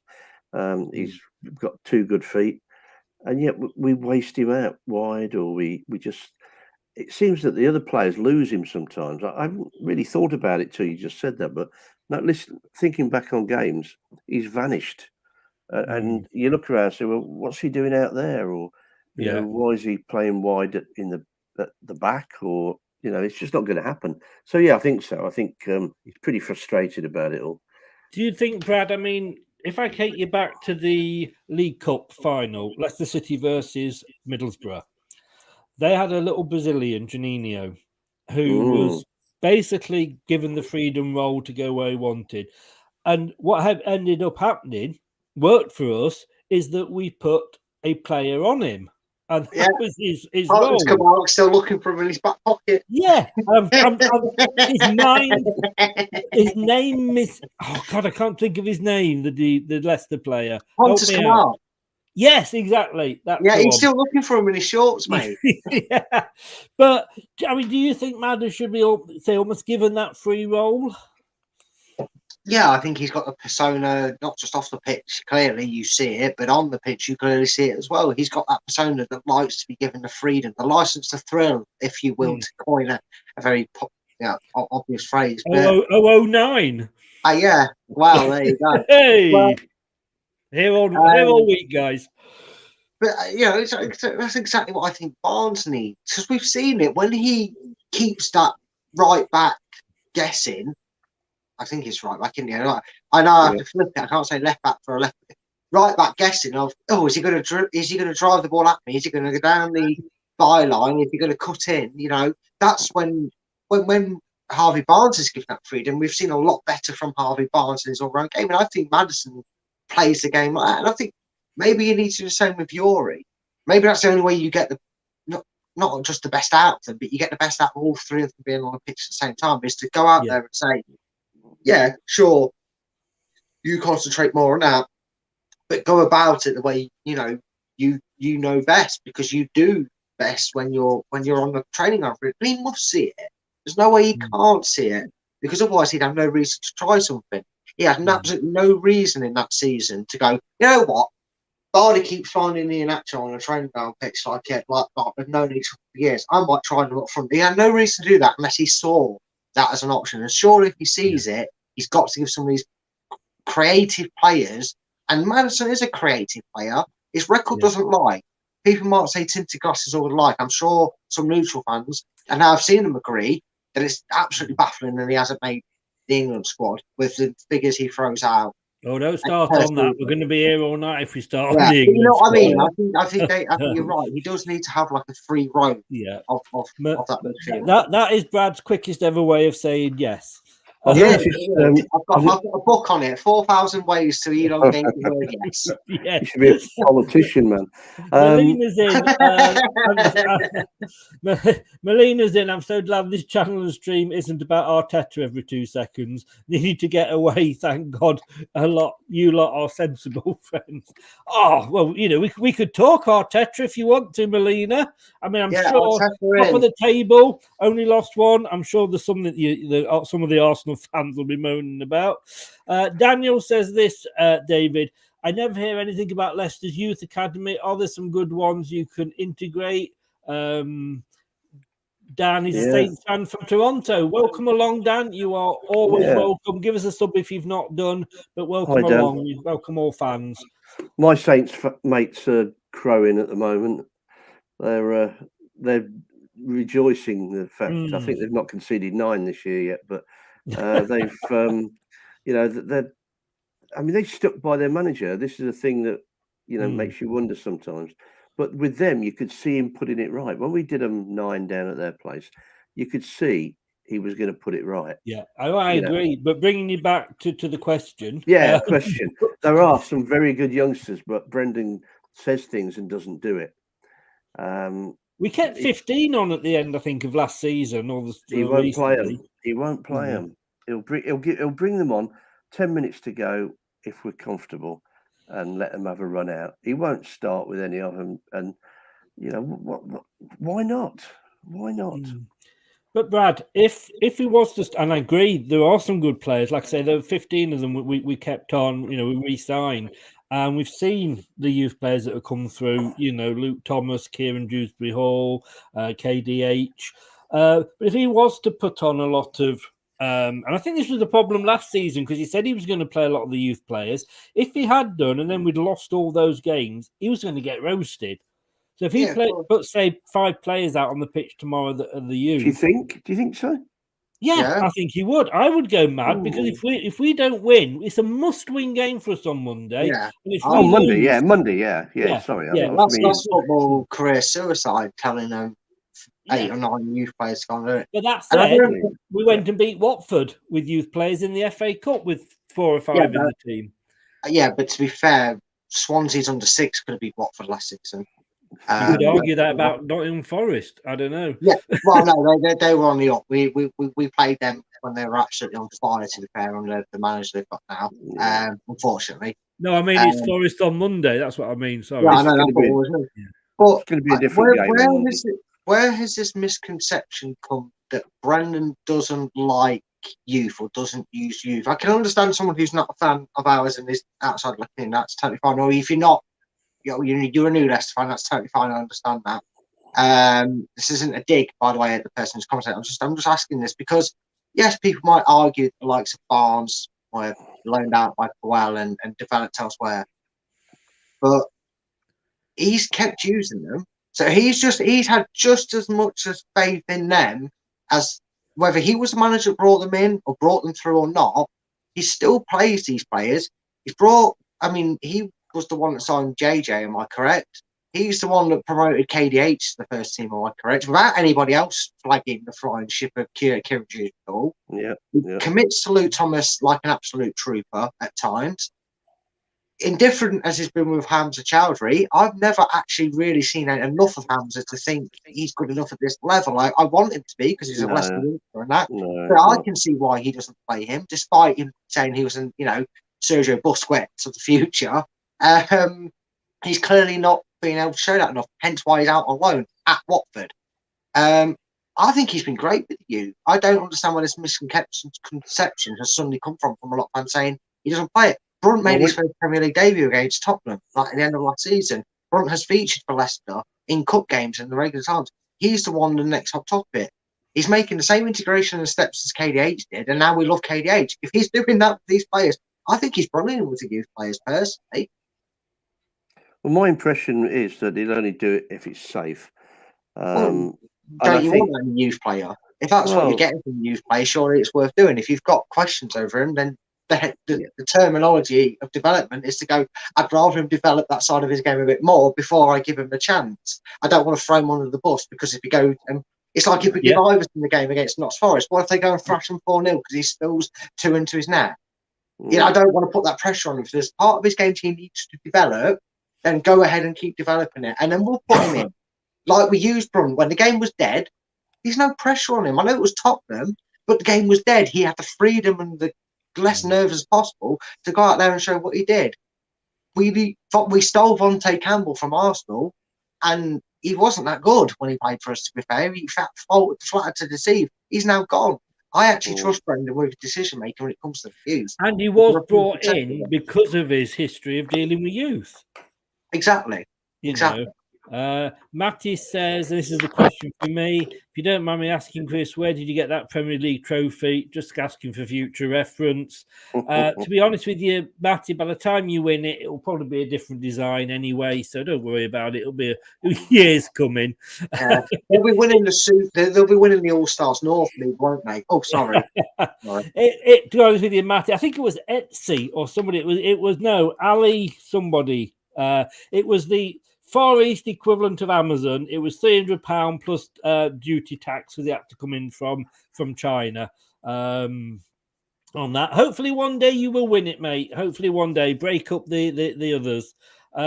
Matty, 4-4-2 is a Sean Dyche masterclass formation. If it stops us losing at the moment, I do not care.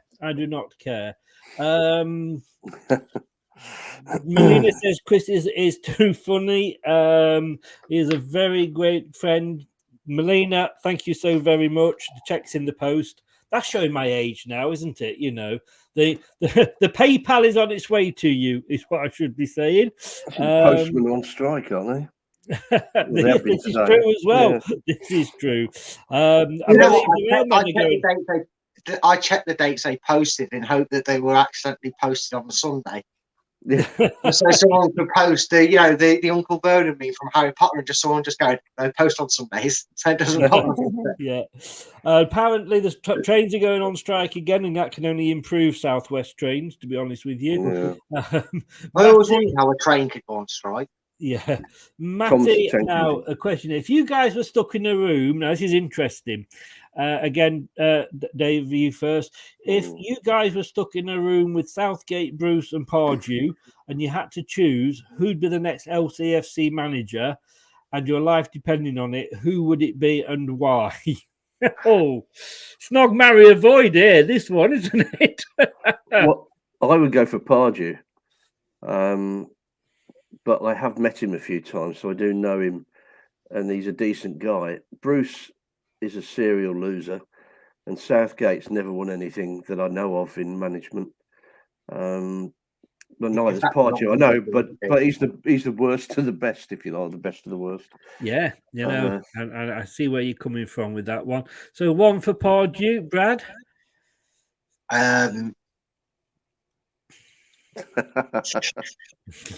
Southgate has done well for England, but he doesn't pick Madison, so that ain't happening.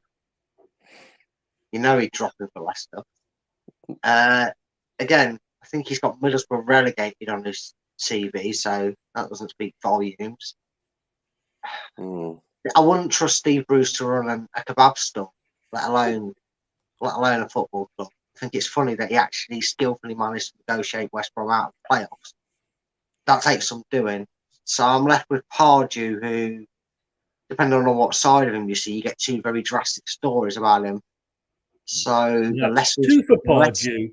He's certainly passionate. The lesser of three evils, I'm afraid. Yeah, no. You both said that, and I would have to agree with you both. It would be Pardew on a 1-year contract because two reasons. Well, I don't think we'd get him because I think he's actually probably still under contract at Newcastle. I believe his contract doesn't run out till about 2030 or something. You correct me, Matty, but I believe that is still the case. Oh, no, I think that contract has run out. It was an 8-year one. That was ridiculous. Yeah, but I think for me, get him in for a year. He's a bit like Ranieri. He has a good first year, Pardew, wherever he goes, and then after that, it's kind of downhill. But if you have a look at his record, and funnily enough, I think a while ago, he always seems to do well at the start, and then it goes off. Like you say, I wouldn't trust Bruce to change a nappy, and Southgate as a club manager, he hasn't done anything. And just because he's got, as much as I like him as England manager for where he's got us so far in tournaments, I wouldn't want him at my club. No. Do you know what gets me about Steve Bruce? You know Michael McIntyre, the comedian? He always says wherever he tours is his favourite place in Britain or wherever he's gone. And I feel like Steve Bruce is the equivalent of that because he always has a boyhood club, doesn't he? Yeah. He always has a different team that he supports or has a boyhood club offered. I can't wait for it. Oh, well, you know, I've always loved Leicester. They're my favourite club. No. Mind you, Martin O'Neill had that, didn't he, with Leeds and Celtic? Well, yeah. He wanted to go to Leeds. And we actually stopped him and he actually was happy with that, wasn't he? Yeah. Now, this is going to be interesting because, and Rich is in from Rich Sports, big Man United channel. If it's offside, I ain't answering it, and you need to ban it. This is a question I believe, if my memory serves me right, and forgive me if I'm wrong, Rich, it might not actually be yourself, but it was definitely a Man United fan. And I said to you, did you want to lose the game so that Ollie is sacked? Or do you want to? And he's come back in with, would you prefer a win or keep a win and keep Rodgers, or a heavy loss and get a new manager? And just before we go to David to answer that, I'm very surprised at this, Scott. Definitely a heavy loss. As much as I want Leicester to beat Forest, I think time for a managerial refresh is crucial.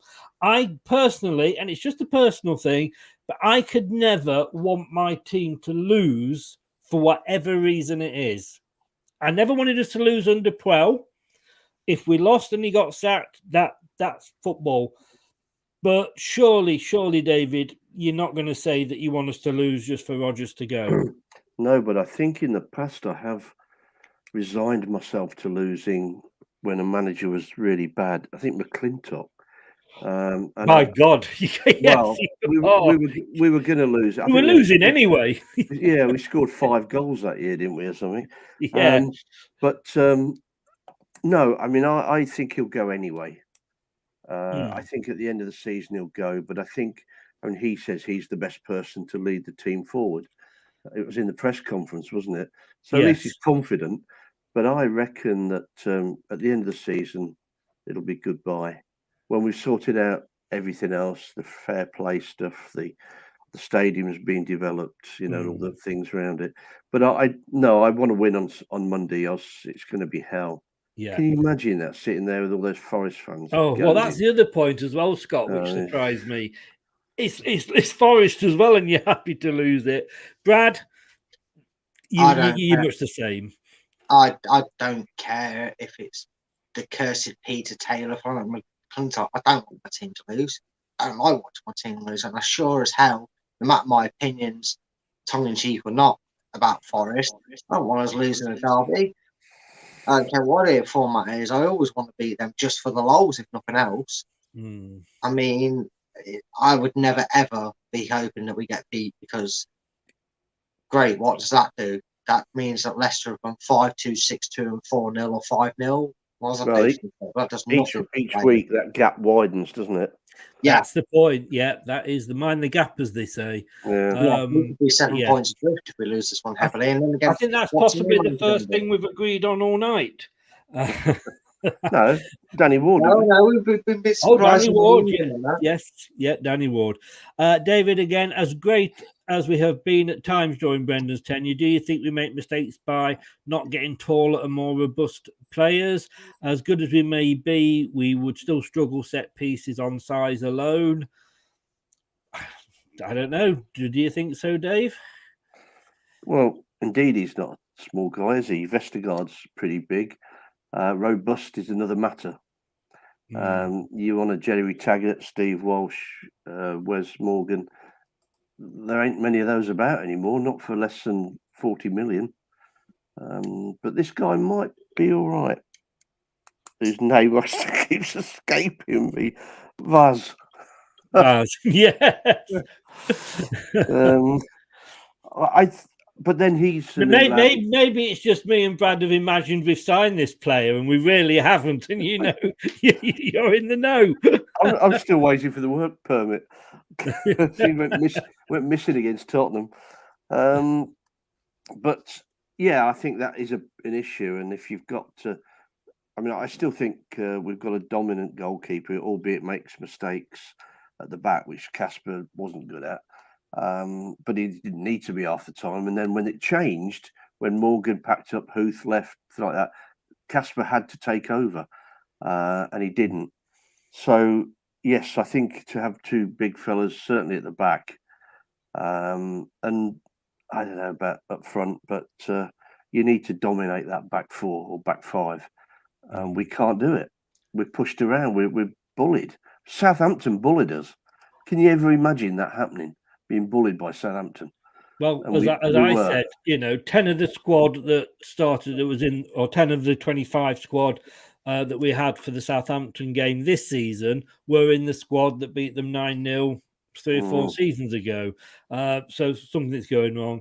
I know Brendan's trying to change the way we play from just this sort of, hoof it up and try and get Vardy on the end of it.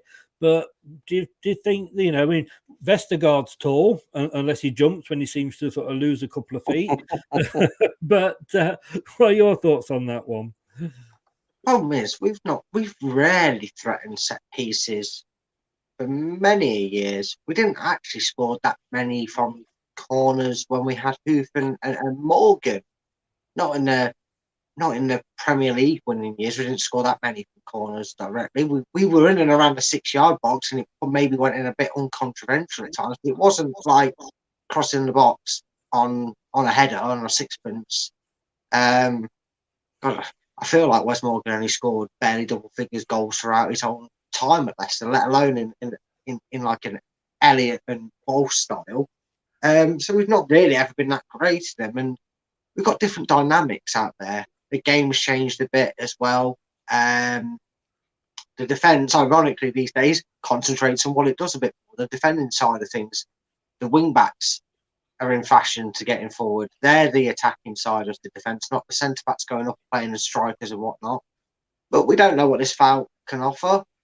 He does look like a wish order Marwan Fellaini at times with that hair, but maybe that's just me only remembering such an iconic fair face with that style hair. But he's not the shortest of defenders. Evans has shown he could do it. It's just one of the things that Leicester. Dare I say, and I did say we weren't going to come back to this, but the tallest goalkeeper we've got is Danny Everson.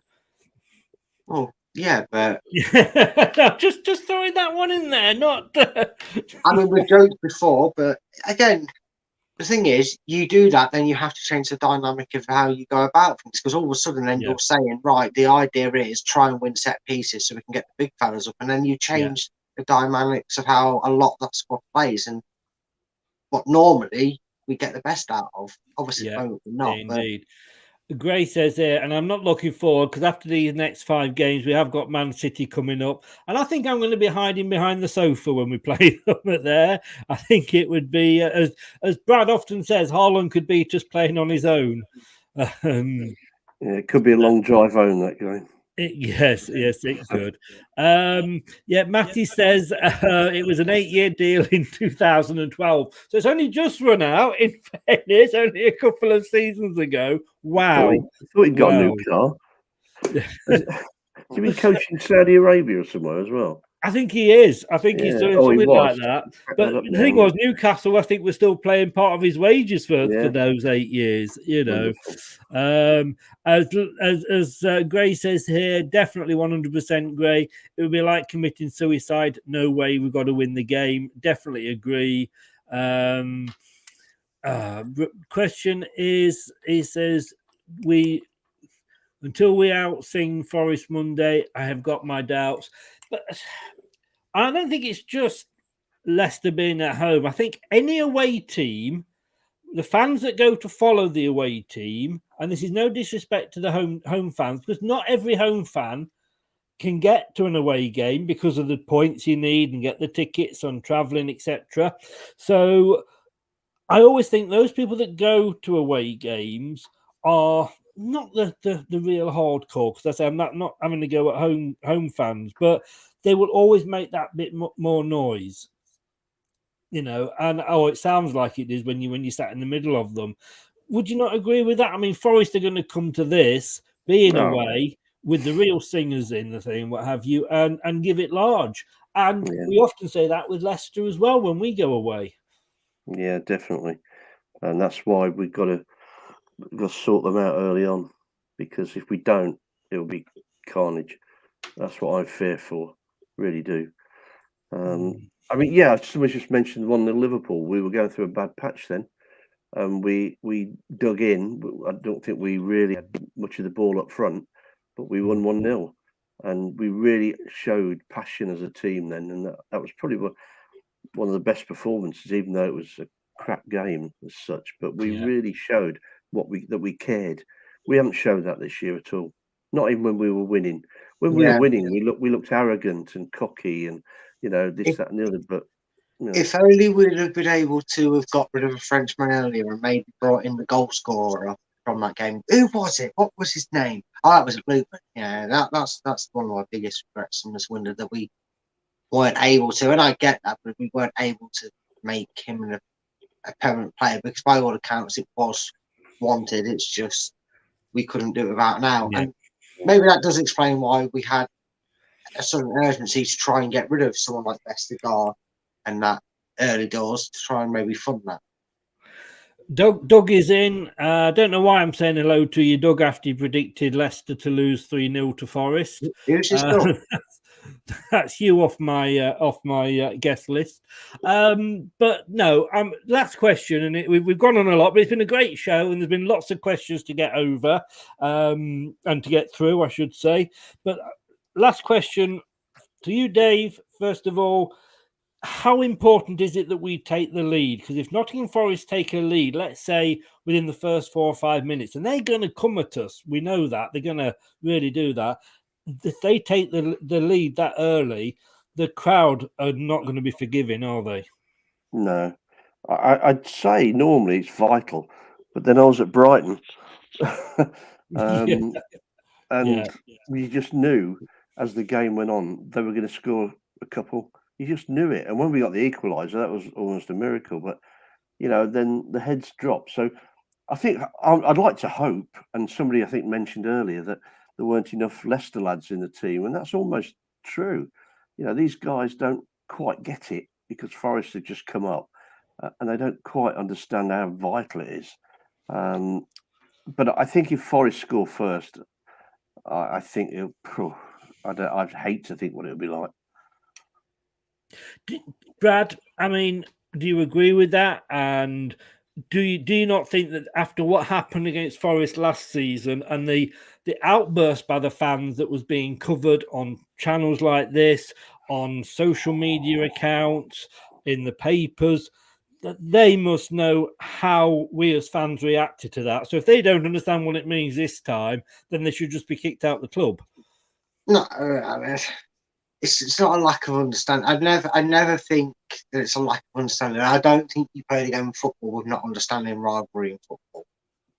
Whether you take it to some extremes like some do, that's neither here nor there. I do think you just brought up in football and rivalry. You're brought up around it as a kid. You see it in your homes, in your houses. You see it in your mate's house growing up. You see it when you're playing in the Saturday leagues. They're the rival team. Got to beat them. They see it always. You up. It doesn't matter whether you're born there or not. If you play for that club, you know you've got to put the effort into that game.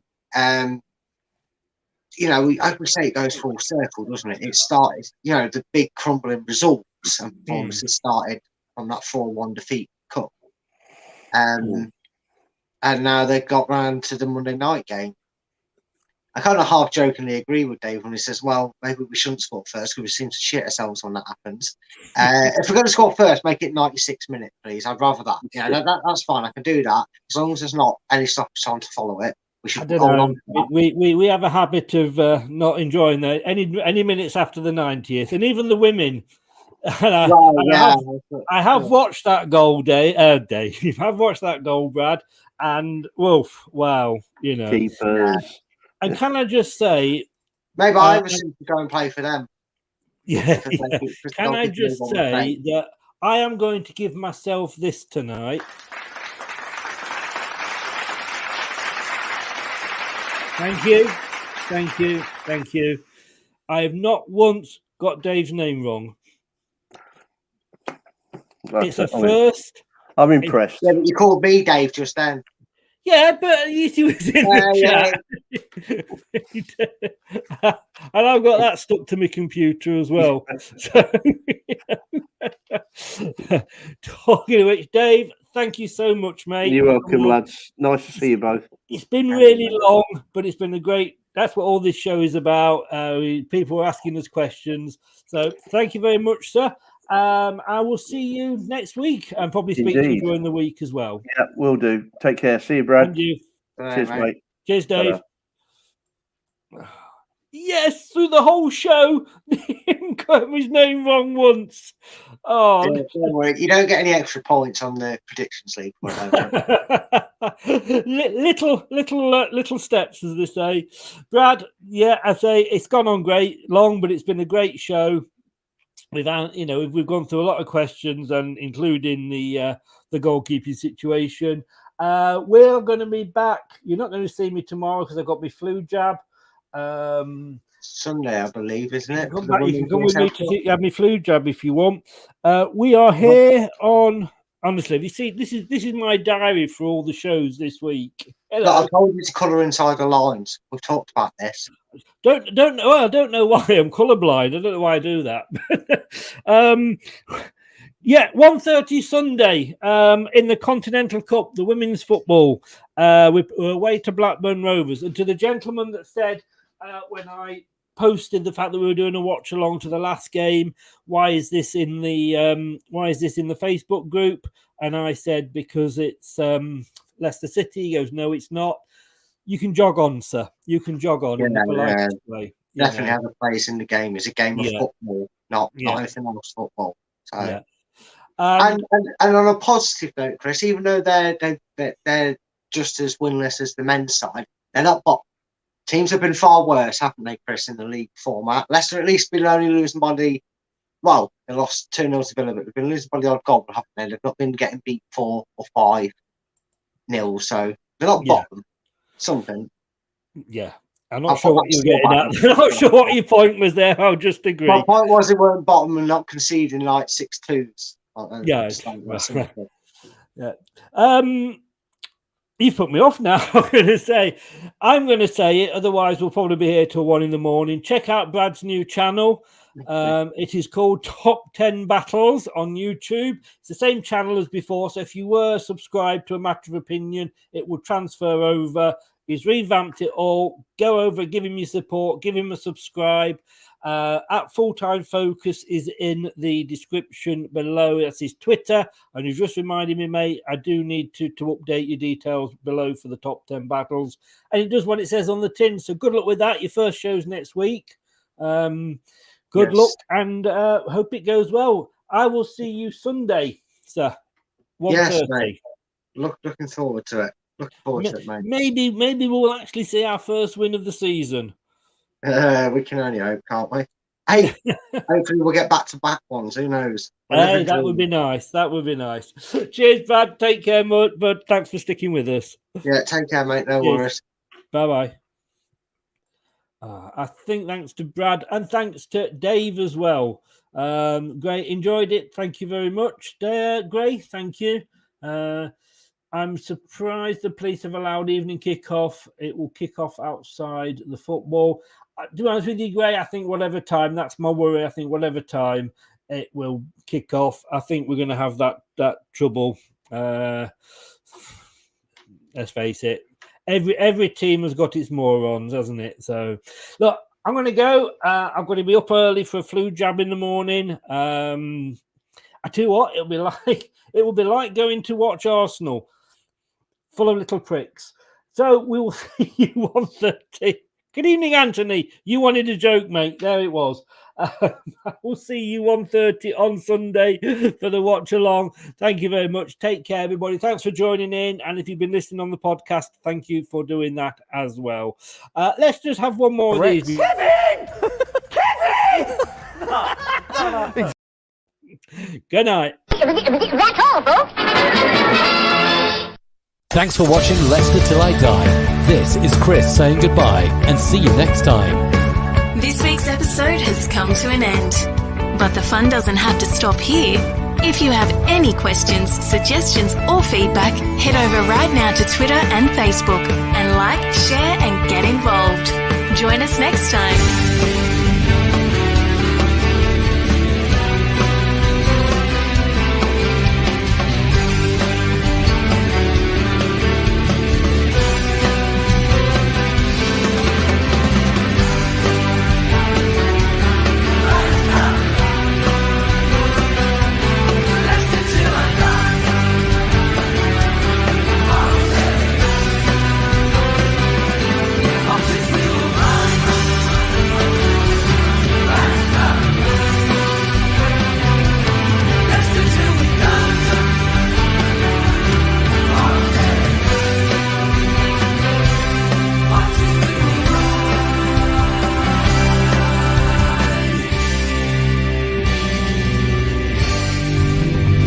Thanks for watching. These videos are tremendous. You better like them too or I'll be back. Leicester